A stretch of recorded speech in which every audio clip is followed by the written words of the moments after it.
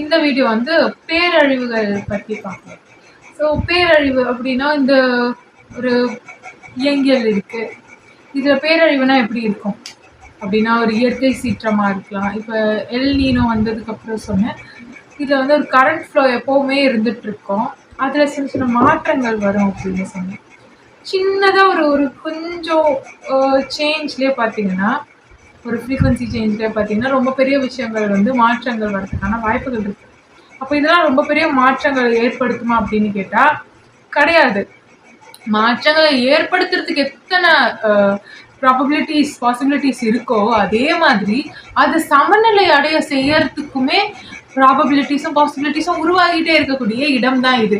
அப்படி இருக்கும்போது ஒரு ஒரு சுனாமியோ ஒரு நிலநடுக்கமோ அதுக்கப்புறம் வந்து பார்த்தீங்கன்னா ஒரு புயலோ இதெல்லாமே உருவாகிறதுக்கு அப்படின்னு பார்த்தீங்கன்னா இங்கே வந்து நீங்கள் அந்த ஸ்டடி பண்ணிகிட்டே வந்தீங்கன்னா ப்ராபபிலிட்டிஸ் வந்து இருந்துக்கிட்டே இருக்கும்.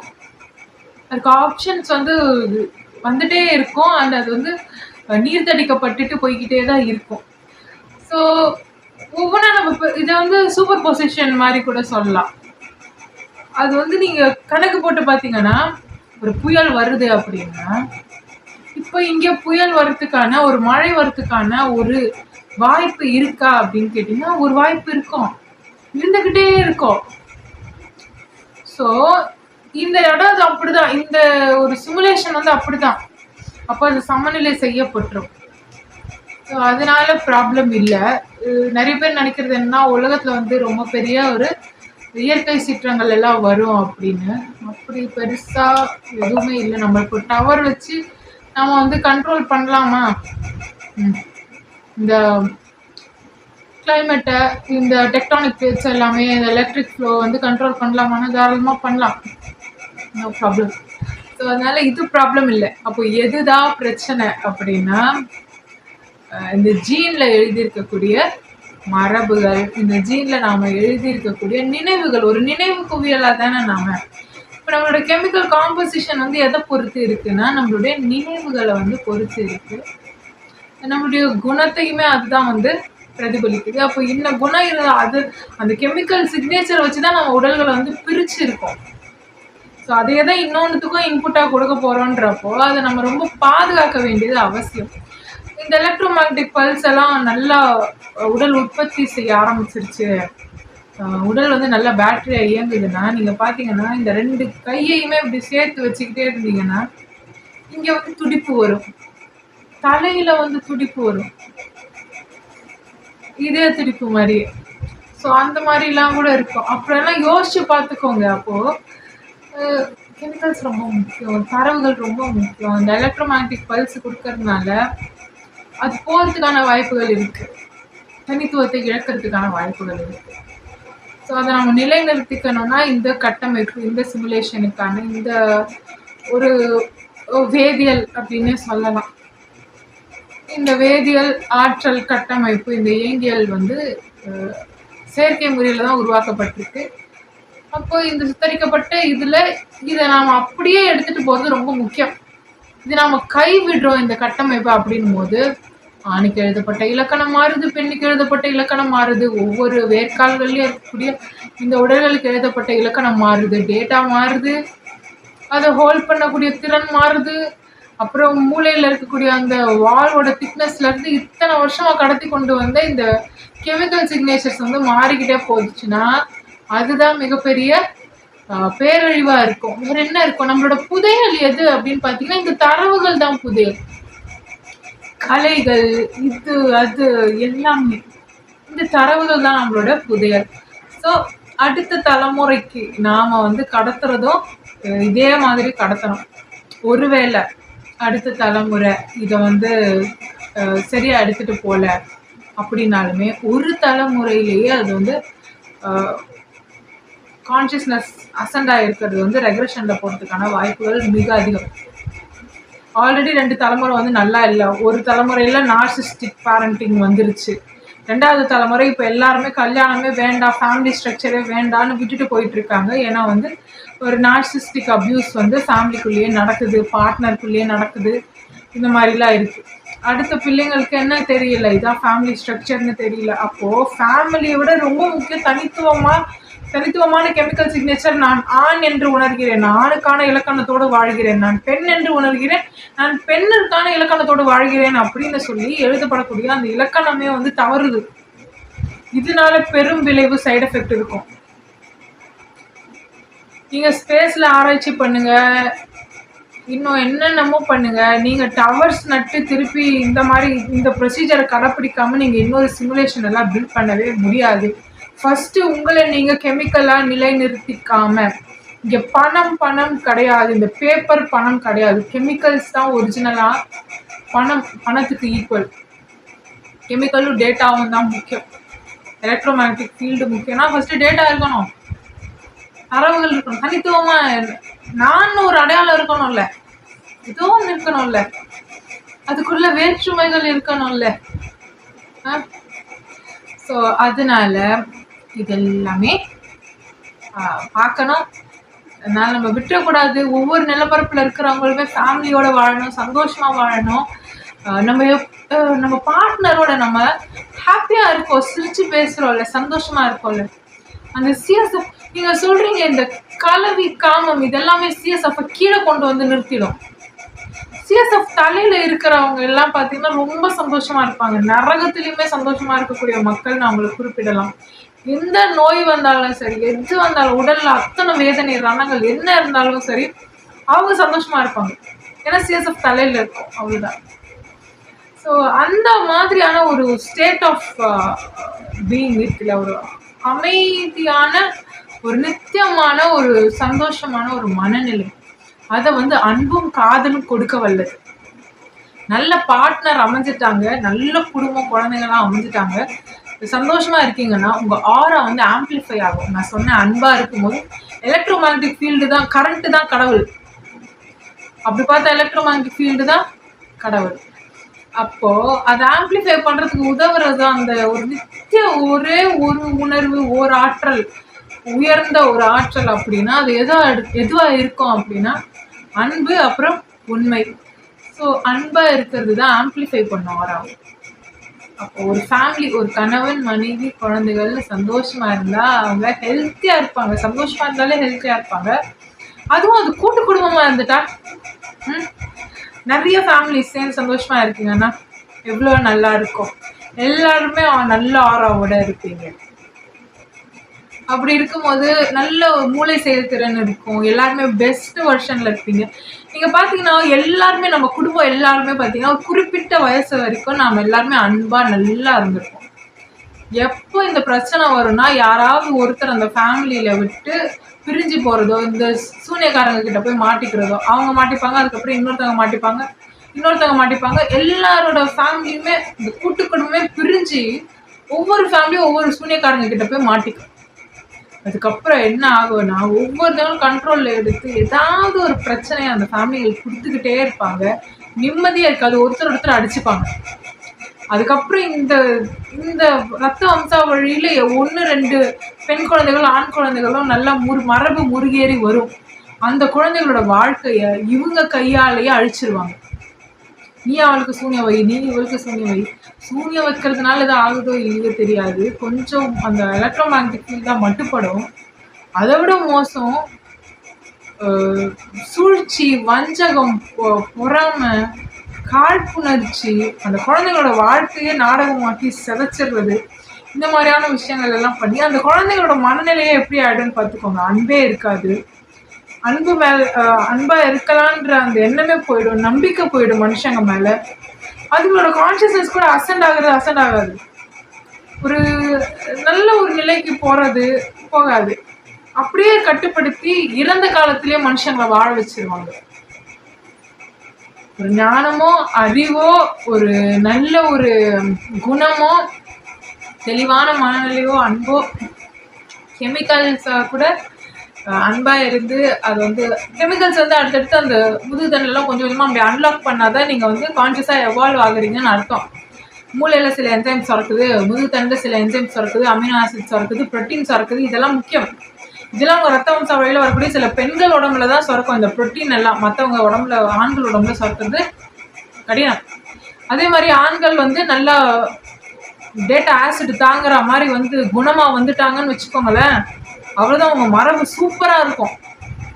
நம்ம வம்சாவளியில ஒரு ஆண் குழந்தை சும்மா குடும்பத்தை கட்டி காப்பாத்தணும் அந்த அளவுக்கு பொண்டாட்டியை நல்லா பார்த்துக்கிட்டாரு, குழந்தைங்களை நல்லா பார்த்துக்கிட்டாரு, ஃபேமிலியை நல்லா பார்த்துக்கிறாரு, வெளியிலும் நல்லா இருக்காரு, குணமா இருக்காரு, ஒழுக்கமா இருக்காரு, சந்தோஷமா இருக்கான். வாழ்ந்தா இப்படி வாழணும் இப்படி சொல்றாங்க. அந்த அளவுக்கு ஒருத்தர் நம்மளோட ஜென்ரேஷன்ல வந்துட்டாங்கன்னா அவ்வளவுதான். அதுக்கு மேல எதுவுமே கிடையாது.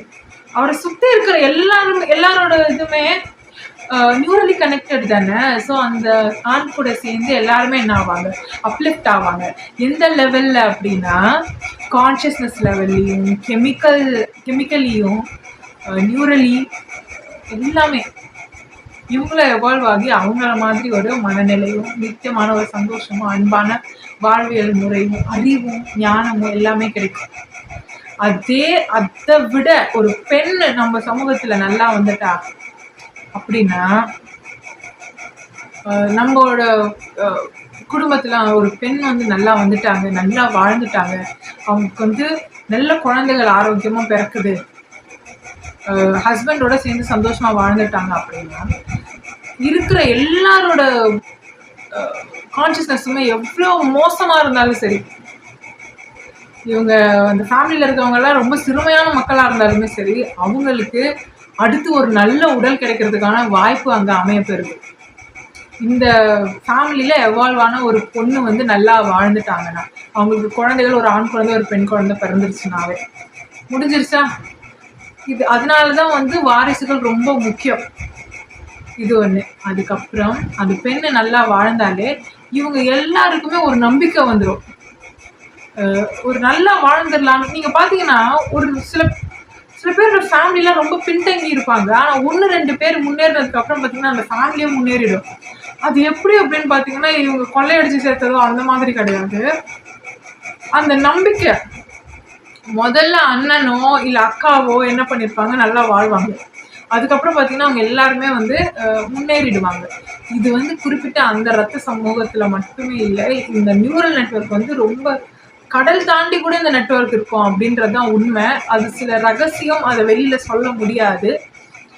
நீங்க வந்து என்ன நினைக்கிறீங்கன்னா இந்த நியூரல் நெட்வொர்க் இந்த ஃபேமிலியோட நின்று போயிடுச்சு அப்படின்னு கிடையாது. இது டேட்டா வைஸ் பார்க்கணும். அப்புறம் இது எத்தனாவது வேட்கால்கள்ல இருந்து வருதுன்னு பார்க்கணும். நிறைய இருக்கு. இப்போ என்னோட பெண் குழந்தைக்கே பார்த்தீங்கன்னா என்ன மாதிரி உடல் இருக்காது. அதுக்குதான் ஜெனடிக் இன்ஜினியரிங் பண்ணுன்றது நிறைய இருக்குது. இதுல பேசிட்டே போகலாம், அது வேண்டாம். இப்போ நார்மலா போற இந்த சூழ்நிலையிலேயே வந்து எனக்கு வந்து என்ன மாதிரியான ஒரு உடல் வேணும்னாலுமே நான் ஒரு 400 வருஷம் காத்துக்க வேண்டியது இருக்கும். அப்போ நான் வந்து இப்போ 27 ஸ்ட்ரீம்ஸையும் இன்கார்பரேட் பண்ணியிருக்க ஒரு 28th ஸ்ட்ரீம் டேட்டா ஸ்ட்ரீம் வச்சிருக்கக்கூடிய ஒரு கேரியரா, அதுக்கே பிரத்யேகமான ஒரு கேரியரா இருக்குது பிளட் லைன்ல நான் இருக்கேன்னு வச்சுக்கோங்களேன். அப்போ அதுக்கு வந்து ரொம்ப டைம் ஆகும். நீங்க நினைக்கிற மாதிரி சும்மா ஒரு காம்பினேஷன் மாத்தி கிட்டி போட்டு அப்படி வந்துடும் அப்படின்னு எல்லாம் கிடையாது. கொஞ்சம் டைம் ஆகும். அலைன்மெண்ட் வரணும்ல, அதெல்லாம் வேற இருக்குல்ல. ஒரே டக்குன்னு நம்ம 1ல இருந்து 10க்கு போயிட முடியாது. ஸோ அதுதான்.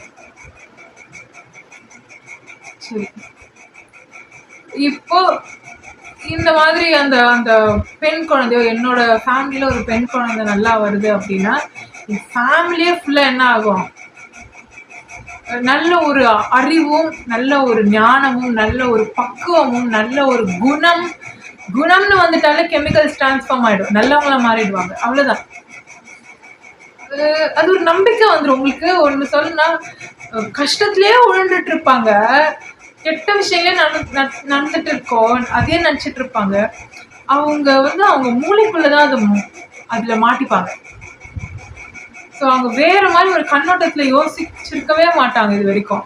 ஆனா அவங்க குழந்தையில ஆணோ ஒரு பெண்ணோ அந்த கண்ணோட்டத்தை முறியடிச்சு வேற ஒரு கண்ணோட்டத்துல பார்க்க சொல்லி கொடுத்துரும். இப்போ நான் ஒரு விஷயத்த ரொம்ப கஷ்டப்பட்டு பண்ணிட்டு இருப்பேன், என் பொண்ணு போய் அந்த விஷயத்த ரொம்ப சிம்பிளா பண்ணிட்டு இங்க பாருமா இப்படி பண்ணலாம், இப்படியும் பார்க்கலாம், நான் இப்படி பார்த்துதான் இந்த வேலையை சீக்கிரமா முடிச்சேன், இது ஒன்றும் சிரமப்படுற வேலையே கிடையாது, நீ ஏன் இதுக்கெல்லாம் ரொம்ப அழட்டிக்கிற அப்படின்னு கேட்டுருச்சுன்னா எனக்கு எப்படி இருக்கும்?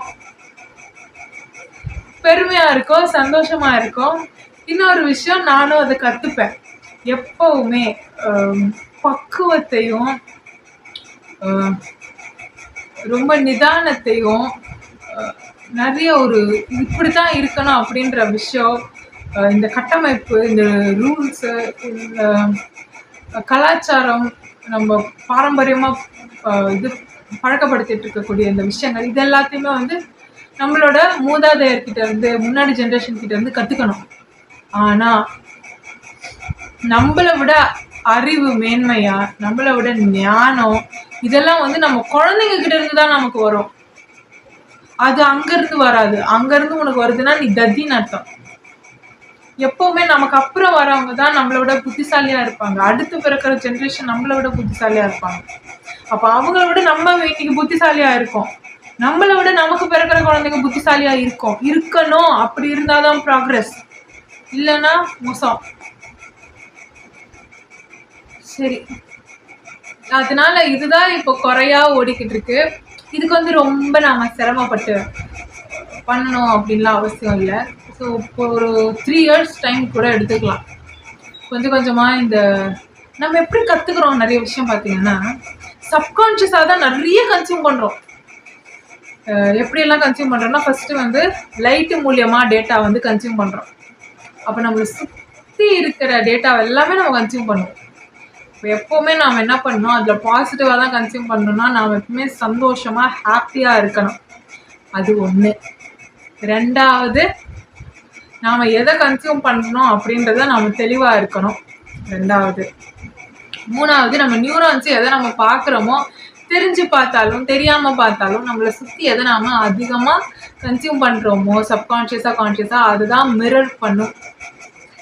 ஸோ ஜெனட்டிக்காக வர்றது வந்து நம்ம வந்து கெட்டதை எடுக்காமல் நல்லதை மட்டும் ஸ்ட்ரீம்லைன் பண்ணிக்கலாம்.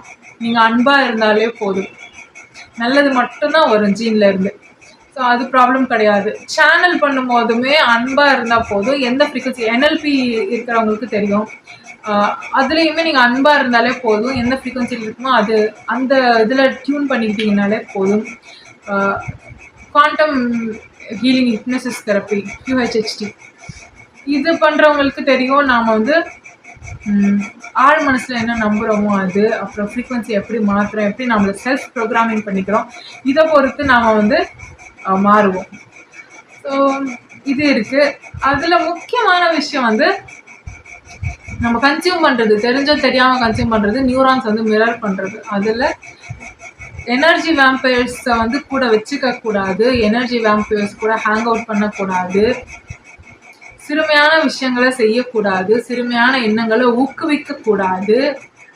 உங்களுக்கு வரலை, நான் குழந்தைத்தனமாகவே இருக்கேன், என்னை எல்லாருமே ஏமாத்துறாங்க, நான் எனக்கு கெட்டது கூட பார்க்க தெரியல, எனக்கு குறை காணும் மனநிலையும் இல்லை, குறை காண்ற கண்ணோட்டமும் இல்லை, நான் ரொம்ப கஷ்டப்படுறேன் அப்படின்னாலுமே பரவாயில்லை, அது பிரச்சனை இல்லை. நீங்கள் சிறுமையாக நம்ம உஷாராக இருக்கணும்னு நினச்சி சிறுமையான கண்ணோட்டத்தையும் சிறுமையான மனப்போக்கு இதெல்லாம் வந்து உருவாக்கிக்கிட்டீங்கன்னா அது வந்து உங்கள் கான்ஷியஸ்னஸை பின்னோக்கி எடுத்துகிட்டு போகும். வேண்டாம், இருக்கிற இடத்துல இருந்துக்கலாம். வெப்பரமாக இருந்து அடித்து பிடிச்சி எதையாவது சம்பாரித்து வச்சு என்ன பண்ண போகிறோம்? ஒரு அளவுக்கு தான். நான் எனர்ஜி கரன்சி கொண்டு வரணும்னு ட்ரை பண்ணுறதா இருக்கட்டும், எல்லாமே சொல்கிறது வந்து இந்த சிஸ்டம் எல்லாம் நான் ப்ரப்போஸ் பண்ணும்போதே சொன்ன ஒரு விஷயம், அவங்களுக்கு உடம்புல எந்த அளவுக்கு கொள்ளளவு இருக்கோ, அந்த வெசல் வந்து எந்த அளவுக்கு வந்து ஆல்கலைனாக இருக்கோ அந்த அளவுக்கு தான் டேட்டா பிடிக்கும், அந்த அளவுக்கு தான் அவங்களுக்கு அவரை வந்து பில்ட் ஆகும். ஸோ அதனால உங்களுக்கு ஏற்றாற் போல தான், உங்கள் பாத்திரத்தை பொறுத்து தான் உங்களுக்கு வந்து இது இருக்கும். அதுதான் நான் பணம்னு சொல்கிறேன், எனர்ஜி கரன்சி. ஸோ அதை தாண்டி நம்ம சேர்த்து வச்சுக்கிறதெல்லாம் முடியாது. அது தாண்டியும் சேர்த்து வச்சுக்கிறாங்க சில பேர். அப்படின்னா அது காரணம் வேற. அது அது வந்து எக்ஸப்ஷனல் கேசஸ். அது ஏன் வருது, அதுக்கெல்லாம் ஒரு தனியாக போகும். ஹைலி எனர்ஜி சென்சிட்டிவாக மாறினவங்க, அந்த மாதிரி இருக்கிறவங்க, அவங்களுக்கு என்னென்ன சைடு எஃபெக்ட்ஸ் வருதுன்றது இருக்கும். சைடு எஃபெக்ட்ஸ்னால் ரொம்ப மோசமாலாம் இல்லை, அவங்களுக்கு பிரச்சனை வராது, கூட இருக்கவங்களுக்கு பிரச்சனை வரும். ஸோ அதனால சில விஷயங்கள் இருக்கும். ஆனால் இதை ப்ரப்போஸ் பண்ணதுக்கு காரணமே இதுதான். நான் ப்ரப்போஸ் பண்ணதெல்லாம் பார்த்தீங்கன்னா அப்புறம் எங்கேயும் விட்டேன். இந்த எல்லாரையுமே வந்து சிங்கிள் கான்ஷியஸ்னஸை கனெக்ட் பண்ணி டெலிபதியில் கனெக்ட் பண்ணுறது, எல்லாரும் என்ன யோசிக்கிறாங்கன்னு கூட தெரிஞ்சிடும். ஸோ பொய்க்கான இடமே இல்லை. அதே மாதிரி பணத்துலேயும் வந்து வேறுபாடு, அந்த மாதிரி ஏற்றத்தாழ்வு, ஏமாற்றி சுரண்டி சேர்த்து வைக்கிறது எதுவுமே வராது. அண்ட் மூணாவது வந்து எல்லாருக்குமே என்னென்ன போய் சேரணுமோ அது கரெக்டாக இருக்கும். அவங்களுக்கான அப்டேட் கரெக்டாக இருக்கும். கெமிக்கல் அப்டேட்டாக இருக்கட்டும், எல்லாமே அது அவங்களே ஈட்டிக்கிற மாதிரி இருக்கும். எந்த பிரச்சனையும் இருக்காது. ஸோ இந்த மாதிரி தான் ஒரு அமைப்பை கொண்டு வர்றதா இருந்தேன். இதில் வந்து எனக்கு எந்த லாபமும் கிடையாது. இந்த மாதிரி ஒரு அமைப்பை எடுத்துட்டு வரணும்னாலே எல்லாருக்குமே ஒரு ஃபேமிலி இருக்கணும், ஒரு பார்ட்னர் இருக்கணும், அன்பாக இருக்கணும். ஸோ அவங்க பெஸ்ட் வெர்ஷனில் இருக்கணும். அப்படி இருந்தால் தான் இதை வந்து நடத்த முடியும். இது கவர்மெண்ட் தான் நடத்தணும், தனியார்லாம் அசால்ட்டாக பண்ண முடியாது. ஸோ நிறைய இருக்குது. ஸோ எல்லா கவர்மெண்ட்டும் உலகத்தில் இருக்க அத்தனை பேருமே ஒன்றிணைஞ்சு ஈகோவை விட்டுட்டு இதெல்லாம் பண்ணாதான் வந்து இது நடக்கும். நீங்கள் ஈகோவோட முறுக்கிக்கிட்டு இருந்தீங்க அப்படின்னா இந்த கான்ஷியஸ்னஸ் அடுத்த லெவலுக்கு போகிறதே நீங்கள் தடுத்து நிறுத்தி அவங்கள வந்து கஷ்டப்படுத்தி என்ன பண்ண போறீங்க? திருப்பி குரங்கு மாதிரி தான் போவோம். திருப்பி மனுஷங்க வந்து என்ன பண்ணுவாங்க, அவங்களுக்கு வந்து இன்னும் கஷ்டமான சூழ்நிலையை வந்து நீங்கள் கரெக்டாக வகுத்து கொடுக்கணும், இந்த கட்டமைப்பை கரெக்டாக வடிவமைக்கணும். இல்லை அதில் தப்பு பண்ணிட்டோம் அப்படின்னா கரெக்டாக போகாது ப்ரொடக்டிவாக. அப்புறம் நிறைய பிழைகள் வரும். இந்த கட்டமைப்பை உதறிடுவாங்க. எப்படி வாழறதுன்னு தெரியாது, எப்படி வேணால் வாழலாம். ஃபேமிலி ஸ்ட்ரக்சர்னால் என்னன்னு தெரியாது. அதுக்கப்புறம் ஒரு குறிப்பிட்ட ஒரு லீனியேஜ் இருக்காது. வில் பவர் போயிடும். இப்போ ஆல்ரெடி ஜென்சி கிட்டத்தட்ட ஜென்சியில் சில பேர், சில பர்சன்டேஜ் கிட்டத்தட்ட அப்படிதான் இருக்காங்க. ஸோ நமக்கு வந்து கிடைச்ச ஒரே வாய்ப்பு இதுதான். இதில் என்ன பண்ணணும்னா அடுத்த தலைமுறை மக்கள் வந்து இந்த கலாச்சாரத்து மேலேயும் இந்த நாகரிகத்து மேலேயும் நம்பிக்கை வர மாதிரியான களத்தை அவங்களுக்கு அமைச்சு கொடுக்கணும். ஸோ அதுக்கு வந்து நாம் என்ன பண்ணணும் அப்படின்னா, அவங்க நியூரான்ஸ் வந்து நம்மளோட தான் மிரர் பண்ண போகுது. ஸோ நாம் சந்தோஷமாக இருக்கணும். அதே மாதிரி தான் நம்ம எதை பார்க்குறோமோ எதை கன்சியூம் பண்ணுறோமோ அதில் தான் நம்ம நியூரான்ஸ் வந்து மிரர் பண்ண போகுதுன்னு சொன்னேன். ஸோ பார்க்குற படங்கள் எல்லாமே நல்ல படங்களாக இருக்கணும். இப்போ வர படங்கள் எல்லாம் பார்த்தீங்கன்னா மோசமான கல்ச்சரை தான் ப்ரொமோட் பண்ணுது. நம்ம பார்க்கக்கூடிய மிகப்பெரிய ஆட்கள் எல்லாமே சக்ஸஸ்ஃபுல்லான ஆட்கள் அப்படின்னு காட்டக்கூடிய மீடியாக்கள், ப்ரொஜெக்ட் பண்ணக்கூடிய ஆட்கள் எல்லாருமே பார்த்தீங்கன்னா யாருமே ஒரு சந்தோஷமான ஃபேமிலி லைஃப் வாழற மாதிரியே காட்டல, வாழவும் விடலை. அவங்கள அப்படிதான் ப்ரொஜெக்ட் பண்ணுறாங்க. அப்போ மக்களுக்கு என்ன சப்கான்ஷியஸாக பதியும்? எல்லாருக்குமே என்ன பதியும்னா பணம் தான் வந்து மெயின் கோல்னு ஆல்ரெடி எழுதுன மாதிரி பதிய வச்சாச்சு. ஆனால் உண்மை அது கிடையாது. நீங்கள் ஒவ்வொருத்தங்களையும் அவங்க ஃபுல் பொட்டென்ஷியலில் வாழ வச்சுட்டு கேட்டிங்கன்னா உங்களுக்கு எது முக்கியம்னு கேட்டிங்கன்னா ஒவ்வொருத்தரும் ஒவ்வொரு விஷயத்தில் இன்ட்ரெஸ்ட் சொல்லுவாங்க. அதெல்லாம் நீங்கள் பிரித்து பார்த்தீங்கன்னா அவங்க கெமிக்கல்ஸை பொறுத்து அது தனித்தனியாக மாறுபடும். எல்லாருக்கும் பணம் முக்கியம் இல்லை. இங்கே உண்மையே அதுதான். இந்த சமூக கட்டமைப்பு அப்படியே மாற்றிருச்சு எல்லாரையும்.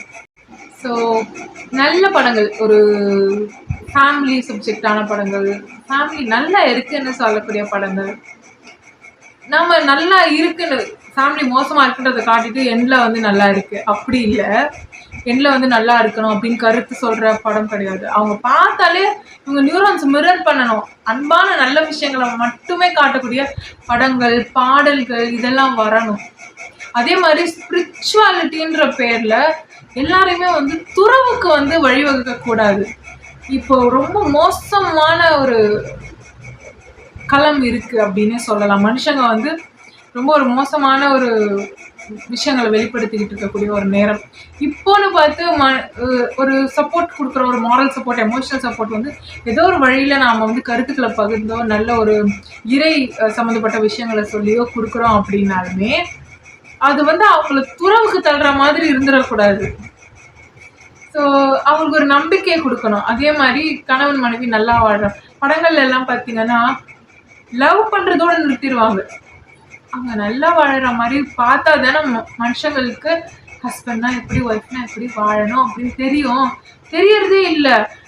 இன்னும் சொல்லணும்னா, பெற்றவங்களும் குடும்பமும் வளர்க்குறத விட இப்போ குழந்தைகள சொசைட்டியும் இந்த மீடியாவும் இந்த எஜுகேஷன் இன்ஸ்டிடியூஷன்ஸும் இந்த மாதிரி இடம் தான் வளர்க்குது அதீதமா. அப்படி இருக்கும்போது அவங்க என்ன பார்க்குறாங்கன்றது தான். வீட்டில் ஒரு நார்சிஸ்டிக் அப்யூஸை பார்த்து வளரக்கூடிய ஒரு குழந்தைக்கு ஜெனட்டிக்காவும் வர்றது கிடையாது. ஒரு நல்ல ஒரு ஹஸ்பண்ட் ஒய்ஃப்னா எப்படி வாழணுன்றது ஜெனட்டிக் மெமரியாவும் வர்றது இல்லை. பார்த்தும் நியூரான்ஸ் மிரர் பண்ணுறதுக்கு எதுவும் இல்லை. அதை வெளியில படிச்சு அவங்க தெரிஞ்சுக்கிற மாதிரி எந்த ஒரு நாடகமோ கதைகளோ இல்லை. அதே மாதிரி அவங்க பார்க்கறதுக்கான இடம் பார்த்தீங்கன்னா, சீரியலு, டிவி ஷோஸ் எல்லாமே பார்த்தீங்கன்னா மோசமான கருத்துக்களை முன்வைக்கிற மாதிரியும், அவங்கள அவநம்பிக்கைக்குள்ள அழுத்துற மாதிரியும், அவங்களுக்கு ஒரு பெஸ்ட் கேஸ் சினாரியோவே இல்லாத மாதிரியும், ஒர்ஸ்ட் கேஸ் சினாரியோவை அடிக்கிட்டே போற மாதிரியும் அமையப்பெறுது இல்ல. அது சரியில்லைல்ல. ஸோ நல்ல கதைகள் சொல்லுங்க, நல்ல விஷயங்களே பேசுங்க. அடுத்த ஜென்ரேஷன் கிட்ட புலம்பாதீங்க. நல்ல விஷயங்களை ஷேர் பண்ணுங்க. அடுத்த ஜென்ரேஷன்ஸ் கிட்ட நாங்க நல்லா இருந்தோம், நாங்க இப்படி இருந்தோம், அப்படி இருந்தோம், அன்பான கதைகளை மட்டுமே சொல்லி பழக்குங்க. ஸோ நல்லதை மட்டுமே பேசுவோம். குறை சொல்ல வேண்டாம். குறை சொல்றதுனால எதுவுமே மாறாது. வேஸ்ட்டு. குறை சொல்றது இருக்கிறதுலே வேஸ்ட்டு. ஸோ நல்ல விஷயங்களை மட்டுமே கடத்துவோம். இந்த கலைகளை வச்சு நம்மளோட கலாச்சாரத்தை மேம்படுத்துறதும், நம்மளுடைய அந்த சமூக கட்டமைப்பை திருப்பி மீட்டு கொண்டு வர்றதும் நம்மளால ஈஸியாக பண்ண முடியும். அதில் பாடல்கள், மியூசிக்கை வந்து நான் எப்போவுமே சொல்லியிருப்பேன். உலக அமைதியும் சரி, எல்லாருமே ஒன்றா சேர்ந்து இந்த ப்ராஜெக்ட் பண்ணுறது மாதிரி எல்லாருமே முதல்ல வந்து சண்டை போட்டதை நிறுத்தணும். சும்மா சண்டை போட்டுட்டே இருக்கிறதுனால என்ன ஆக போகுது? யாரோ ஒருத்தர் பெனிஃபிட் அடைகிறாங்க. அதில் சில பேர் மட்டும்தான், ஒரு 20% 40% மனுஷங்க தான் அந்த வார்னால பெனிஃபிட் அடைவாங்க. இந்த லோ ஃப்ரீக்வன்சி வைப்னாலே பெனிஃபிட் ஆகிற மக்கள்னு பார்த்தீங்கன்னா இந்த உலகத்திலே 100%ல் ஒரு 40% மக்கள் தான் லோ ஃப்ரீக்வன்சி வைப்ரேஷனால பெனிஃபிட் ஆகக்கூடிய மக்கள். மீதி 60% நல்ல மனுஷங்க இருக்காங்க. இப்போ அவங்கள என்ன பண்றது? அவங்க ஏன் கஷ்டத்துல உழன்று திரியணும்? இவங்களுக்கு அவங்க ஏன் பலியாட போகணும்? இவங்களை கஷ்டப்படுத்தி அந்த இவங்க துன்பப்படுறதுல, துயரப்படுறதுலயும் அதை பார்த்து இன்புற மனுஷங்களா ஒரு 40% மனுஷங்க இருக்காங்க அப்படின்னா, இந்த 60%மும் உழன்றுட்டே திரியணுமா துன்பத்துல? இல்ல, மாத்தலாம் கொஞ்சம் கொஞ்சமா. ஸோ ஒவ்வொருத்தங்க அவங்களுக்கு நம்ம ஃபர்ஸ்ட் நம்மளை வந்து ரெக்கக்னைஸ் பண்ணணும், ரீடிஸ்கவர் பண்ணணும். நமக்கு என்ன பிடிக்கும், நம்ம எப்படி இருக்கோம் அப்படின்றது. அதே மாதிரி படங்களும் வரும்போது நல்ல நல்ல படங்களை மட்டுமே நம்ம ஊக்குவிக்கணும். நம்ம ஊக்குவிக்கலன்னா அவங்க கெட்ட கண்டென்ட்டை கொண்டு வந்து நம்ம கிட்ட கொடுக்க முடியாது இல்லையா? அவங்க மீடியா மூலியமா நிறைய கெட்ட விஷயங்களை வந்து பரப்புறாங்க. உங்களுக்கு பிடிச்ச ஒரு நபர் வந்து மோசமான ஒரு கதையில வந்து நடிக்கிறாரு, பிடிச்ச நபர். ஆனா நீங்க என்ன பண்றீங்க? நியூரான்ஸ் மிரர் பண்ணுது. அவர் எப்படி பண்றாரோ அதே மாதிரியே பண்றாங்க. ஒரு ஆதிச்சூடி சொல்லி கொடுத்தாலோ, ஒரு சின்ன விஷயம் சொல்லி கொடுத்தாலும் கூட, ஒரு போயம் சொல்லி கொடுத்தா கூட குழந்தைக்கு மைண்ட்ல ஏற மாட்டேங்குது. ஆனா சினிமால ஒரு அட்வர்டைஸ்மெண்ட்ல அவங்களுக்கு பிடிச்ச ஹீரோவோ ஹீரோயினோ ஏதோ பண்றாங்கன்னா அது குழந்தைங்க திருப்பி பண்ணுது, அந்த பாட்டை பாடுது. எப்படி? நியூரான்ஸ் மிரர் பண்ணுது. ஸோ ஒரு பிடிச்சிச்சுன்னா நியூரான்ஸ். இது ரொம்ப ஒரு நல்ல ஒரு மீடியா தான். அந்த சோஷியல் மீடியாவாக இருக்கட்டும், அதுக்கப்புறம் சினிமாவாக இருக்கட்டும், இதெல்லாமே நல்ல விஷயம். ஆக்கப்பூர்வமாக பயன்படுத்துகிற வரைக்கும் இது ரொம்ப 100% நம்ம ஆக்கப்பூர்வமாக பயன்படுத்திட்டோம்னா நல்ல விளைவுகளை குறுகிய காலகட்டத்தில் எட்ட முடியும். அதை விட்டுட்டு நம்ம அந்த குப்பையை கொண்டு போய் நிரப்பிட்டு இருந்தாலும், என் குப்பையை நான் உனக்கு கொட்டுறேன், உன் குப்பையை நீ அவனுக்கு கொட்டு, அவன் குப்பையை எனக்கு கொட்டுவான்னு மாறி மாறி எங்கே திரும்பினாலும் குப்பை தான் இருக்கும். அதனால அடுத்த தலைமுறையை ஷேப் பண்ணக்கூடிய ஒரு ரொம்ப பெரிய பொறுப்பு நம்ம கிட்ட இருக்கு. அதுதான் முக்கியம்.